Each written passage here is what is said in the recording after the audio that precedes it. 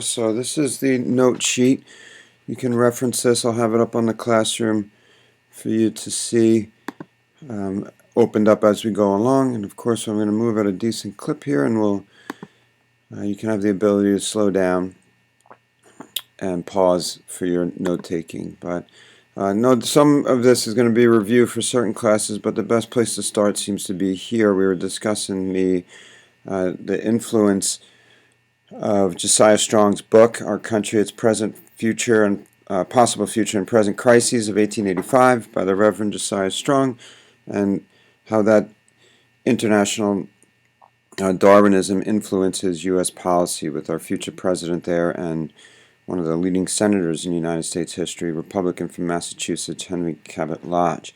So with the United States government leadership accepting this hateful rhetoric and ideology that the country had an obligation to spread its influence, Christianize and civilize the less fortunate of the world, really defines the American mission statement. So if you see that phrase, the American mission statement, it's just the belief that the United States was obligated to civilize and Christianize, and the leaders of the country, you see these white Anglo-Saxon leaders accepting that Aryan theory that they were taught at the premier institutions of the country. Theodore Roosevelt himself learning that at Columbia, for example.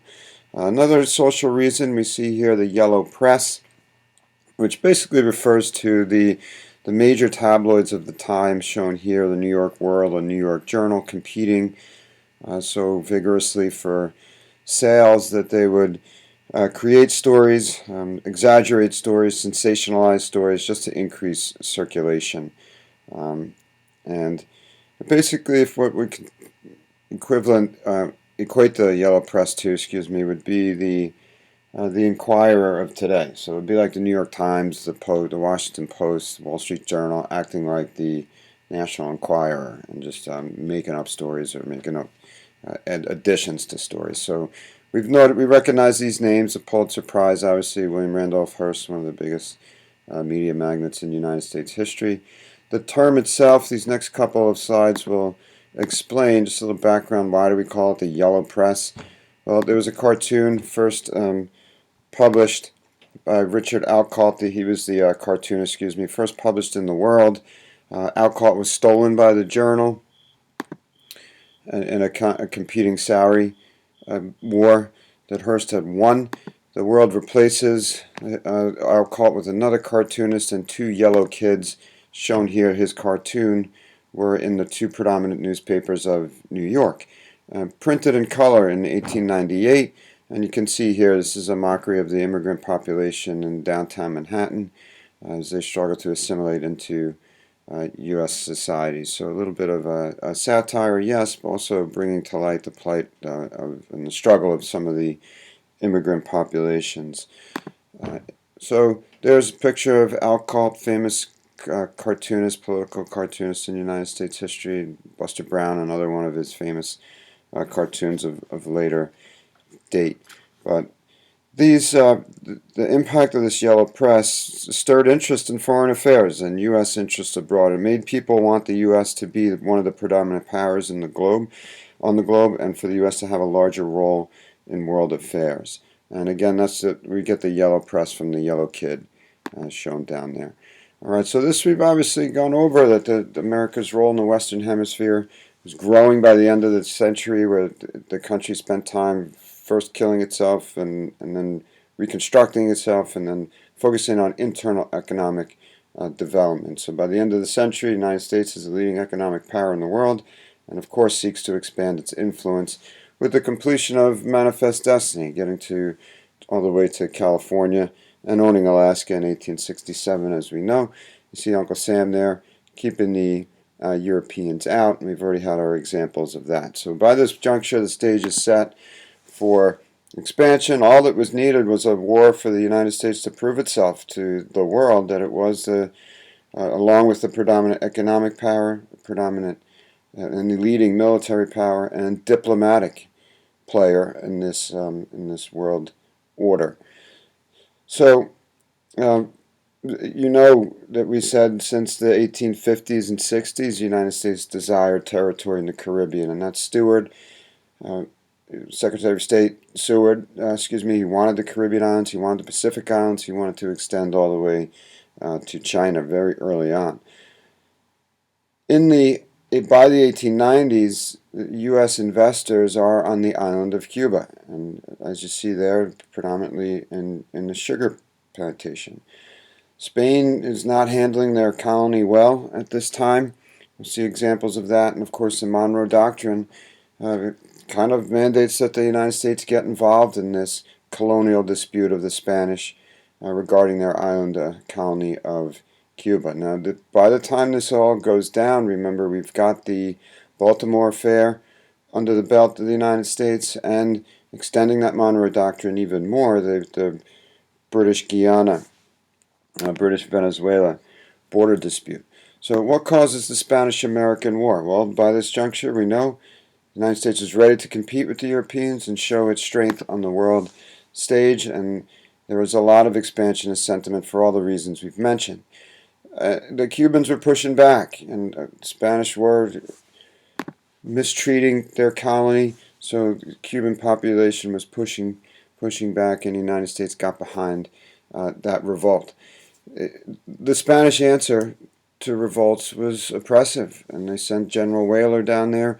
You see his nickname there. He imprisoned tens of thousands of people, starving children, um, in camps, disease, torture, all of which, of course, was exaggerated by the Yellow Press, which just made the United States population want to get involved and to help on a moral, humanitarian level, tying it to another social, cultural cause. The United States was led to believe by the Yellow Press that the Spanish were oppressive and doing torturous things to an innocent population, women, young children, and wanting to come to the aid of the Cubans.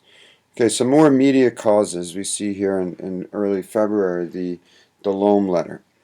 So the Yellow Press exaggerates the stories of the butcher, and the Delhomme letter was also given to the Yellow Press. And what we have here is just a letter from the Spanish ambassador, Enrique Dupuy Delhomme, the Spanish ambassador to the United States, writing a letter to the foreign minister, his boss, where basically he criticizes President McKinley. And that is captured, that letter is received by the revolutionaries on the island. They immediately send it off to the Yellow Press, where it shows up in the journal. The New York Journal published it on February 9, as you can see there, immediately starting a Go Home Delhomme campaign. And the population got behind that. They were enraged at this insult of a beloved president, and not only want the Delhomme out, but will go to the extent wanting the Spanish out of the region, with the United States coming to the aid of the revolting Cubans. You'll see the insult in a moment here on the next screen. The next direct immediate cause, you see a few days after the Delhomme letter is received, the USS Maine was sunk in Havana Harbor on the 15th of the second month of 1898.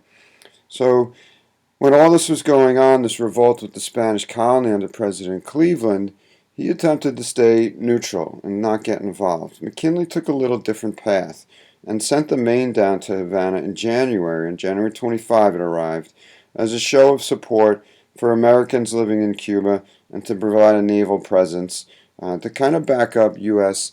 mandates to the Spanish. He called it a courtesy call, but either way, the ship is anchored, and it's a warship, a gunboat anchored in Havana Harbor, and just out of nowhere seemingly explodes on the 15th of February, 1898. 258 Americans dead, 6 days after the Delhomme letter was published. So remember, the Maine becomes the rallying cry of the United States. The Yellow Press accuses Spain of blowing up the ship and really played a major part in starting this war directly. To what extent? Well, there was an illustrator, Frederick Remington was his name, for the New York Journal, who asked to come home after the Maine explode. The region was getting too tense.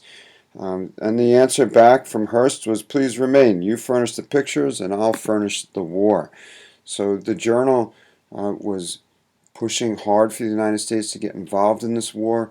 You see there, they called the insult here, this is Delhome's criticism of McKinley, the worst in United States history, which could be considered a slight hyperbole. But when the press got hold of that and illustrated pictures like this of the Maine exploding, which is clearly an exaggeration, as you can see from some of these hyperboles here with people flying all over the place and this massive explosion, seemingly unprovoked. The journal offered a $50,000 reward for the detection of the perpetrators, as they called it, and used this to fuel the fire to get public support behind the war. And you can see here the journal's front page. Now, let's see, before we get to this, let's just back up a second and go over this Maine explosion in a little more detail. Reality, of course, is much more complex. The journal paints a picture that the ship is sitting there on a peaceful courtesy call, and the Spanish snuck in and exploded the ship as a hateful attack against the United States for trying to tell them what to do with their colony. So let's go over that complex reality in a little more detail. Going back to 1895, when this rebellion started in Cuba, the United States demanded that Spain stop the rebellion in one of two ways, basically issuing another ultimatum under the Monroe Doctrine. Either suppress the rebellion or give in to the demands of the rebels and end their dispute. Spain did neither, which just increased a bloody conflict on the island. Early in 1898, the United States demanded that Spain submit to arbitration, like they had done with British Guiana 2 years earlier in 1896, as you know. This time, however, Spain refused and announced an autonomy plan for the Cuban rebels, one where the Cubans would have some say in how they govern themselves on the island, which of course the rebels rejected. They didn't want to remain under Spanish rule, they wanted their independence. And the absurdity of the plan caused the Spanish soldiers to riot against it and the leadership that had passed that down to them, as it was a complete compromise of the mission and something that the people, those soldiers, were not there to fight for. So the riots caused by Spanish refusal of arbitration and their announcement of this autonomy plan, it was those riots that caused McKinley to send the Maine down to Havana, along with the Delhomme letter, and trying to have a peaceful resolution. Now, McKinley chose war in the end, but very reluctantly. And how reluctantly? After the Maine, he issued an ultimatum for a ceasefire and urged the country to learn the truth. And here's his quote: "We must learn the truth and endeavor, if possible, to fix the responsibility, figure out who did it. The country can afford to withhold its judgment and not strike an avenging blow until the truth is known." So what is he saying there? Let's just take a step back and see what's going on, who's really responsible for these 258 American deaths. Well, the Yellow Press and a majority of Congress wanted war.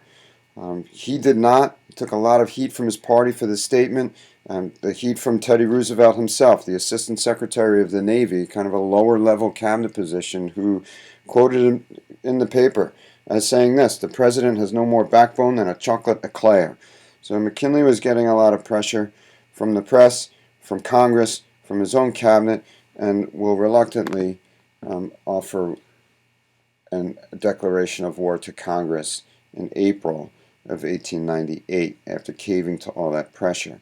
Now we have to consider something else. 1898 is an election year. That's a key year for McKinley here. It's his midterm election year. He's got pressure from Malone, from that Delhomme letter, and those jingos of his party that were mentioned in the quote there. That jingoism, a term meaning militarism and nationalism combined. It's a deadly combination, jingoism, something you might recall from your World War I studies. But back to the complex reality that Delhomme and Maine incidents provide evidence of Spanish insincerity in negotiations and poor diplomacy, their inability to control the situation in Cuba. Of course, the Maine, was under the protection of the Spanish government in Havana. And how could this possibly have happened? Well, the public thought it was Spain that blew up the ship. The administration knew that it would have been anyone but Spain, that the Spanish would have been foolish to do it. They would have been the last ones to do that because it would have, of course, led to war. So it will not come out until the 1970s that this was an accident because of defective engineering. In the 1970s, a new study was done on the wreck, and it was found out that the Maine blew up from internal spontaneous combustion. There was an empty coal bunker there that ignited right next to a nearby magazine where all the ammunition was stored that caused a fairly significant explosion. It had happened in other ships of the same vintage and class, and it's a classic example of perception over reality and the press latching onto something and really pushing their agenda. In this circumstance, it's sad. It caused many deaths and a war, which the United States enters, as you can see here, reluctantly. McKinley gets his Teller Amendment added that clearly states that we're not there to take over Cuba, we're there to fight for Cuban independence. That amendment will be changed when the peace negotiation of the war is completed, which we'll get to in a second. But this muscle flexing war for the United States, the splendid little war, as it was called by Secretary of State Hay, a crazy phrase, a splendid little war. Secretary of State John Hay used that term to describe U.S. involvement in the Spanish-American War when he was writing his friend Teddy Roosevelt, which was really a war of a young, cocky nation to shake off the cobwebs and prove itself to Europe. It's the first media war controlled by the media and covered in detail by the media, which was a corrupt media with the yellow press. But there we see Freedom Freddy flexing his muscles and showing in his attempt to show the world the new strength, military strength of the United States. Now, to what extent was it a war to help the Cubans or flex our muscles across the globe, as you see Freddie doing there? Well, some say it's really all Freedom Freddy, and here's some evidence. The first shots were fired in the Philippines, halfway across the world. Teddy Roosevelt, as the Assistant Secretary of the Navy, went over his boss's head, went over his boss's head, that would be the Secretary of the Navy and the President of the United States, and sent a telegram to Commodore Dewey there, authorizing him to get to the islands, the Philippines, which had been under Spanish rule since the 1500s, and that's Magellan, of course, where Magellan lost his life in the Philippines. But under Dewey, ordered there by Roosevelt, the Spanish are, along with the help of the Filipinos who are pushing back against Spanish rule also. Within a few months, the Americans and those Filipino rebels pounded the Spanish into submission and captured Manila and kicked the Spanish out. More on this in a moment, and we'll get back to the Philippines. But that's where the first fighting took place, and it was fairly quick for the United States, along with the Filipino rebels, we'll go into more in a second, to get the Spanish out and seize control of the Philippines. Cuba was a little different. 5,000 deaths here, a disorganized army, mostly volunteer, mostly ill-prepared, and fighting an enemy that they were not ready to combat. And that enemy, of course, was not the Spanish, it was the disease. Of those 5,000 deaths, that's all the disease. A couple hundred, which is still sad, a couple hundred were the actual battle deaths. But, however, the Americans and Cubans forced the Spanish to surrender by August, only a few short months after the start of the war. Dewey was victorious in Manila again, and will go on to kick the Spanish off of out of the Philippines. Teddy, you see there, as part of his Rough Rider group, resigned as Assistant Secretary of the Navy, volunteered with a group of cavalry to go fight, his famous Rough Rider group, and covered by the yellow press. led one of the most celebrated charge events of the war up San Juan Hill, which was actually at the Battle of Kettle Hill you see next door there. But rumors developed that Teddy killed a man with his bare hands. Um, One of the major highlights of the American victory, of course, this is what the United States wanted to see. Glorious images like this of the United States taking the lead and showing its strength to other world powers, defeating an old world order, Western European strength in the Spanish. Um, so we don't have to copy this or add this to our notes, but we should read through it. And it shows one of the benefits that Teddy used politically at home to emerge from this battle as a war hero, a true American patriot. And obviously, this will just propel his political momentum, getting him into the White House. Stories like this that went home. And really enforce the image that he had tried to develop as being an outdoorsman, someone from out west, which we'll go into more when we get to his presidency. But there you see the ragtag Rough Riders, again volunteer, who helped succeed in Cuba. There's the United States Navy anchored in the Philippines, and then we see these reenactions go across the United States. As people are really latching on to United States success in this first major international war for the country. Hawaii, we mentioned, this goes back to 1890, U.S. investors in Hawaii hurt by the McKinley tariff. 1893, when the panic sets in, those U.S. investors, the Dole family, etc., other sugar investors there, kick out Queen Lily, you see there. Liliuokalani, her name is on the note sheet, the last monarch of Spain who really tried to defend the island. Cleveland opposed annexation, remember, but by 1900, with McKinley, it becomes a territory. He took it in 1898. That's what the annex means, just to take by force. So we get Hawaii, the 50th and last state, and history has it that McKinley just had an epiphany walking around the White House one night, late at night. It just came to him. We need this.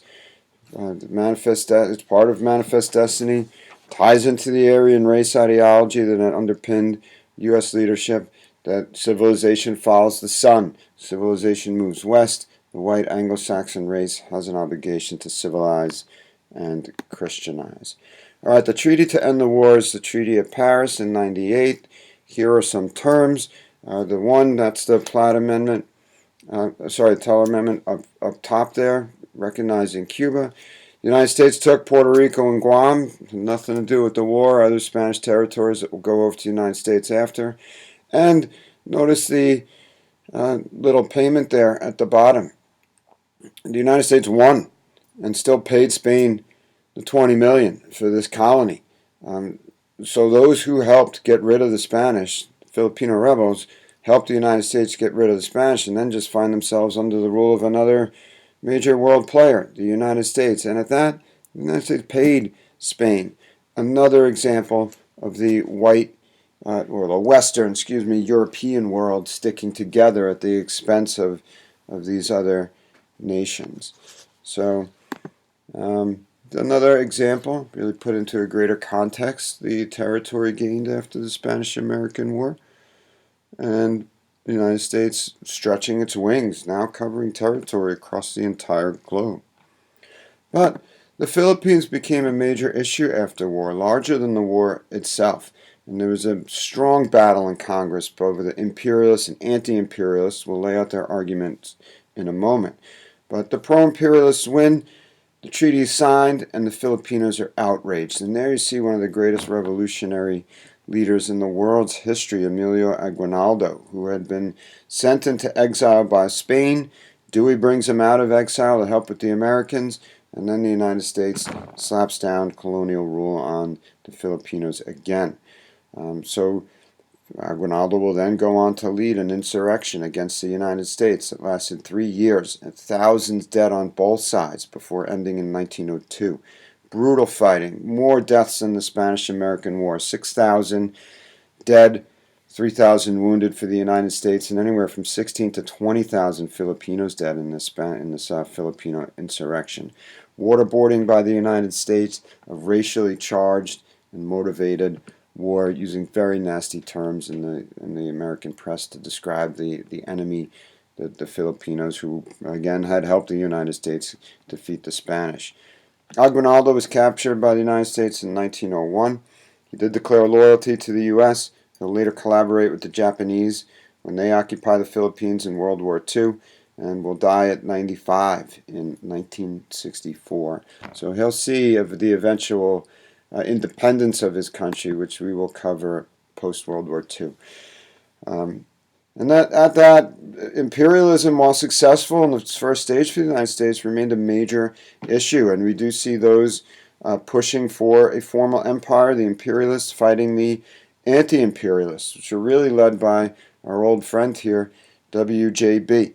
There was an anti-imperialist league founded in 1898, short-lived as it kind of lost the argument by the signing of that treaty, as we said, in 1902. But the Anti-Imperialist League had some heavy players in it: Mark Twain, Carnegie, Bryan, other famous members attaching their name to the message that the United States should not imperialize. Now, before we let's go over these other issues first, and then we'll lay out the two arguments. So one of the major questions, we have new territory, what now? Do people in those territories managed by the United States receive the same guarantees as citizens under the Constitution? So in a series of Supreme Court cases, referred to as the insular cases, it was decided by the Supreme Court that issue. Now, the word insular, it's an ironic term. It's a phrase meaning islands, but it can also mean ignorant or uninterested in cultures, ideas, or people outside one's own. So, ironically, that's kind of what the United States was doing there. But the Supreme Court ruled that the Constitution and those rights therein did not automatically extend to territorial possessions. So those cases gave Congress the power to grant those rights to territorial people as Congress saw fit. In 1901, the U.S. got their troops out of Cuba, but extended these following terms. So that Teller Amendment is followed up by the Platt Amendment in 1901 with these terms here. So they wanted the Cubans to really stay loyal to the United States. That's term one. Term two, one of the major issues for European invention in Latin America was collecting debt, and we'll see that cause issues under the Roosevelt presidency, Teddy Roosevelt presidency. So that was one of the terms, that the Cubans amass excessive debt to the Europeans. They also wanted the Cubans to allow U.S. intervention in case there were problems there, independence and another revolt. The U.S. could intervene militarily with force to keep law and order. And of course, the major issue still today, Guantanamo Bay, that was obtained by the United States with the signing of this, or the agreement to these Platt Amendment terms in 1901. So the Spanish-American War did bring the United States onto that world scene. The Steel Navy, that's Mahan's argument, that Monroe Doctrine extending more and across the globe, and the criticism was there from the anti-imperialists that we were just flexing our muscles to the world. So let's just take a minute and lay out those two arguments, those opposed to formal empire and those supporting formal empire, the imperialists. In opposition to the formal empire, Bryan and the Anti-Imperialist League would say it was morally wrong, that the nation was founded on colonial uprising and rebellion against an imperial Britain. This was against our tradition. How could we force it on others? They claim it was a violation of the Constitution and a violation of U.S. principles, that imperialism will destroy liberty at home. One of the main parts of the argument. How could we maintain a tyrannical empire overseas but keep our freedom and liberties domestically here at home. Economically, it was argued this is not necessary. We're going to see with our next lecture that China was an open market already. And with an open market in China, no tariffs and trade wars, we didn't need to extend our territory to fight for and control new markets. And learning from the Russians in 1867, the Anti-Imperialist League argued this, that it was the ROI was not there, the return on investment. The colonial empire would be too expensive and would bankrupt and cripple the United States government.